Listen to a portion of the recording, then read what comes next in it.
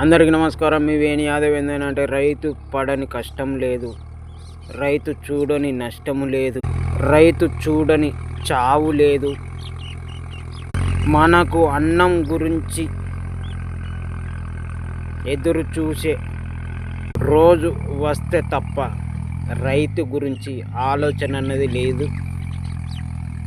రైతు గురించి పట్టించుకోవడం అనేది లేదు. రైతు గురించి అడిగేవారు లేరు. అసలు రైతు అంటే ఎవరు అనేది కూడా తెలియదు. మనకు ఆకలైనప్పుడు అన్నం గురించి ఎదురు చూసేటప్పుడే మనకు రైతు అనేవాడు గుర్తుకు రావడం అనేది జరుగుతుంది. ఇది ముమ్మాటికి వాస్తవం మిత్రమా. మనకు అన్నం గుర్తుకొచ్చినప్పుడే రైతు విలువ అనేది తెలుస్తుంది మిత్రమా.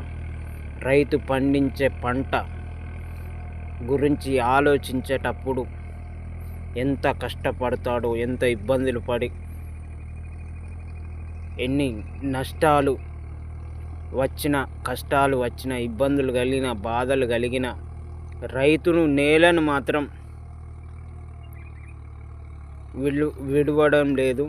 అదే నేలను నమ్ముకొని కష్టపడి ఈరోజు దేశానికి అన్నం పెడుతున్న రైతన్న, నీకు హృదయపూర్వక నమస్కారాలు. మీ వేణి యాదవ్, రైతు బిడ్డ.